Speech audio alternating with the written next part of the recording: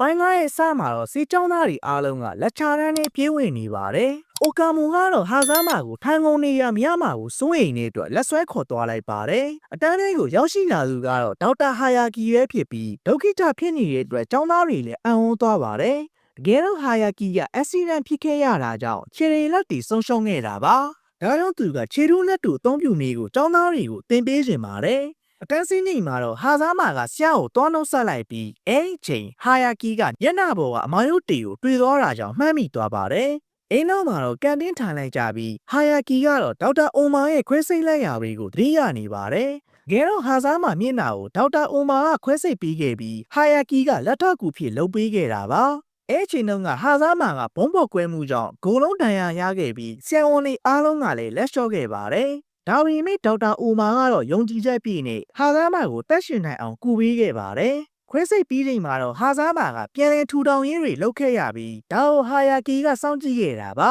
။ခုချိန်မှာတော့ဟာဇာမာကစီကျောင်းသားဖြစ်လာတဲ့အတွက်ဟာယာကီလည်းဝမ်းသာနေပါပြီ။ဟာဇာမာလည်းဒေါက်တာအိုမာတို့ကိုကျေးဇူးတင်နေပြီးဟာယာကီကအဲ့ချိန်တွေကခွဲစိတ်ထူးကူဖြစ်သွားခြင်းပါတယ်။အင်းတို့မှာတော့ဟာယာကီကအိုကာမိုတိုတို့ကိုသူ့ရဲ့စမ်းသပ်ခန်းစီလာလေကြဖို့ဖိတ်ခေါ်လိုက်တာကြောင့်အားလုံးကလည်းသွားလိုက်ကြပါတယ်။ခန်းထဲကိုရောက်ချိန်မှာတော့လျှက်စစ်လက်တုကိုပြလိုက်ပြီးအဲဒီလက်တုကလည်းပြိုင်ကားတော်မှာဝယ်လို့ရတဲ့အထိကိုဈေးကြီးနေတာပါ။ဒါပေမဲ့ဟာယာကီကတော့အိုကာမိုတို့ကိုပုံမှန်လက်တုကိုပဲတုံးပြီးဘယ်လောက်ကျွမ်းကျင်ကြောင်းပြသလိုက်ပါတယ်။တကယ်တော့ဟာယာကီကဒီလက်တုတွေကိုရိုရိုဆိုနဲ့ကေးပြောက်အတွက်ကိုလုပ်ပေးထားတာပါ။ဒါပေမဲ့ဟာယာကီကအက်ဆီဒန့်ဖြစ်သွားတော့ဒီပစ္စည်းတွေကိုကိုယ်တိုင်သုံးခဲ့ရပါတယ်။ပြန်လမ်းမှာတော့ဟာယာကီကအက်ဆီဒန့်ဖြစ်တုန်းကအကြောင်းတွေကိုပြန်ပြောပြနေပြီးအဲ့ချိန်တုန်းကစိတ်လက်ကျသွားတဲ့အတွက်တောင်ပေါ်သွားပြီးပျောက်ထဲကိုသာနေကျင်ခဲ့ပါတယ်။စကားပြောနေချိန်မှာပဲမီယိုကရောက်ချလာခဲ့ပြီးဟာယာကီကိုလက်ထပ်ခွင့်ကိုတောင်းချလိုက်ပါတယ်။နောက်ကချောင်းကြီးနေတဲ့အိုကာမိုလည်းအံ့ဩသွားတာကြောင့်ဟာဇာမာလည်းဇက်ကိုလှမ်းပြီးပိတ်ပေးလိုက်ပါပြီ။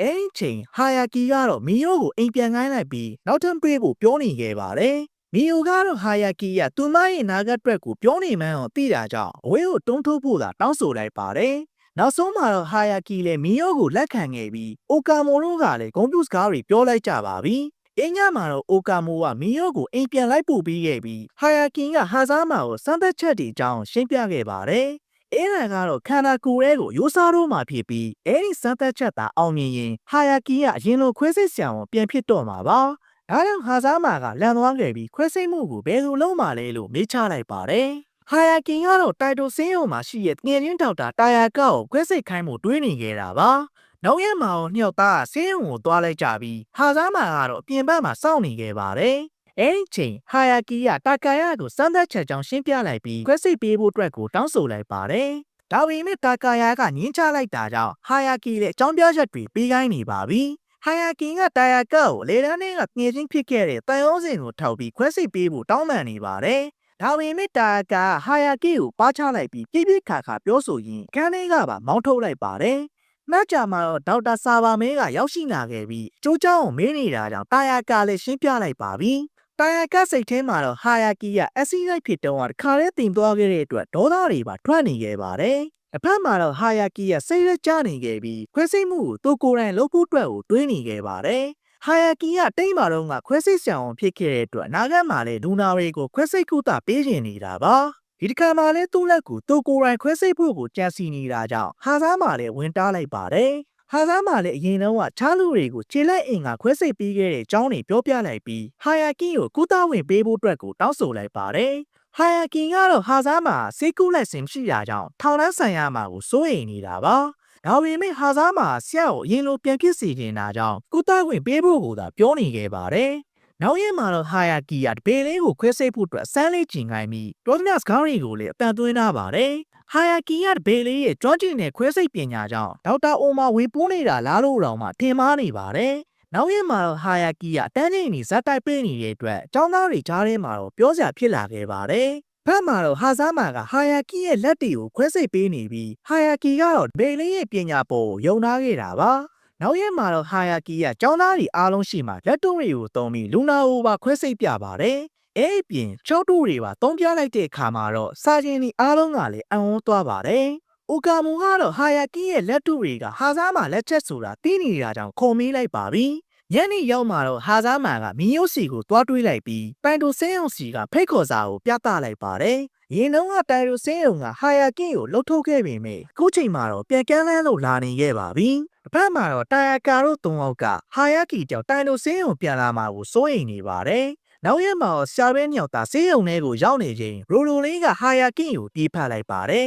။တကယ်တော့ဟာယာကီကအက်ဆီဒန့်ဖြစ်ခင်တုန်းကရိုရိုလေးအတွက်လက်တုံးတွေကိုဖန်တီးခဲ့တာပါ။ခုချိန်မှာတော့ရိုရိုလေးကပြန်လည်ထူထောင်ရေးတွေလှုပ်လာနိုင်နေပြီးအကုန်လုံးလိုတတ်တာနေပါပြီ။အဲဒီချိန်တန်တိုကရောက်လာခဲ့ပြီးဟာယာကီကိုစင်းအောင်မှာလှုပ်လို့ဖို့လိုအပ်တော်ကြောင်းပြောပြလိုက်ပါတယ်။ဒါကြောင့်ဟာယာကီလည်းဟာဇာမကိုရင်လိုခွဲစိတ်မှုတွေပြန်လုပ်လို့မရတော့ကြောင်းပြောရင်စိတ်ရက်ကျနေခဲ့ပါတယ်။အင်းနောက်မှာတော့ဟာဇာမကိုရင်ပြန်လွှတ်လိုက်ပြီးပက်ကာယာကိုတွေးဖို့အတွက်ကိုပေါ်တက်လာပါတယ်။အဲဒီချိန်ဒေါက်တာတာနိုနဲ့တာအကာတို့ကရှောင်းလန်းမှာစကားတွေပြောနေပြီးဒါကိုဟာယာကီကမထင်မှတ်ဘဲကိုကြားသွားခဲ့ပါတယ်။နောက်ရက်မှာဟာဇာမာလည်းအိုကာမိုကိုဆရာရဲ့ဖြစ်ပျက်တွေကိုပြောပြလိုက်ပြီးအဲဒီချိန် TV ထဲမှာကားအစီရန်ကြောင့်လူတစ်ယောက်တည်ဆုံးသွားတဲ့သတင်းကပါလာခဲ့ပါတယ်။အဲ့ဒီမှာပဲဟာကီကပဲဆရာစီကိုတွားခဲ့ပြီးကင်နိုဒါကိုပေးထားခဲ့ပါတယ်။ဘာမှတော့ဟာဇာမာကအိုကာမိုနဲ့တူဆရာရဲ့လက်တူတွေကိုအစင်းမြင့်ပေးနေကြပါပြီ။အဲ့ဒီချိန်မီယိုကဟာယာကီကပြောင်းနေတဲ့အတွက်ဟာဇာမာကိုလာမင်းနေခဲ့ပြီးအိုကာမိုကတော့ဆရာရဲ့ခွဲစိတ်မှုကပယ်ပြတ်သွားကြောင်းပြောပြလိုက်ပါတယ်။ဒါကြောင့်မီယိုကလည်းဟာယာကီကမင်္ဂလာပွဲစီစဉ်ထားတာကိုဖျက်သွားခဲ့ပြီးဘယ်ထွက်သွားမှန်းသိတဲ့အတွက်ကိုစိတ်ပူနေတာပါ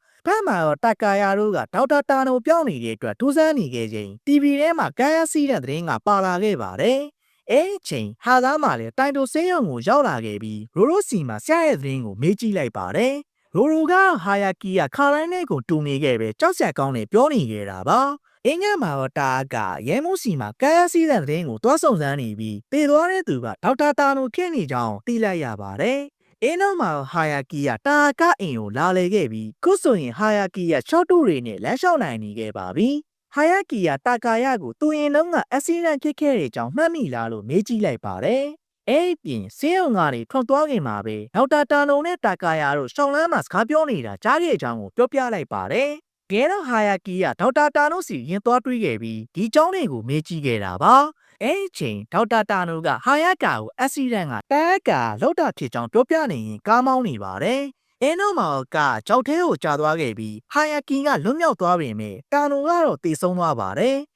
ခုချိန်မှာတော့ဟာယာကီကတာကာကိုတိတ်မာတော့ငါဖြစ်ခဲ့တဲ့ကျောင်းအောင်တွေကိုမေးမြန်းနေခဲ့ပြီးအဲဒီချိန်ဟာဇာမာတို့ကလည်းတာကာယာစီရောက်လာခဲ့ကြပြီးအင်းရှိမှာတော့လက်ပြတ်နေတဲ့တာကာယာကိုတွေ့လိုက်ရပါတယ်။ဒါကြောင့်စင်းကိုပို့ပေးလိုက်ကြပြီးတာကာယာကကြောင်းလန့်နေပါတယ်။အင်းနောက်မှာတော့ဟာယာကီကဆာဘာမဲချော့ဘက်ကိုဖျက်ပစ်လိုက်ပြီးယူသွားခဲ့ပါတယ်။နောက်ရက်မှာတော့တာကာရဲမှုကြီးကိုတူးလိုက်ကိုဟာယာကီကလာကက်သွားကြောင်းပြောနေတော့တာပါ။ဒါကြောင့်ရဲမှုကလည်းဟာဇာမာကိုဖြစ်ပျက်တွေကိုရှင်းပြလိုက်ပြီးဟာယာကီကိုရှာရဖို့အတွက်တိုက်တွန်းခဲ့ပါတယ်။ဒါကြောင့်ဟာဇာမာလည်းသူ့ဆရာဘယ်ရောက်သွားလဲမသိတာကြောင့်စိတ်ပူနေခဲ့ချိန်ဟာယာကီကင်းလုံးကပြောခဲ့တာတွေသိရသွားပါတယ်။ဒါကြောင့်ဟာဇာမာလည်းသွားချကြည့်လိုက်မှပြောင်းလဲသွားတဲ့ဟာယာကီကိုတွေ့မြင်လိုက်ရရင်ဇလန်လင်းကဒီမာရင်ပဲခန်းရမ်းလို့သွားခဲ့ပြန်ပါတယ်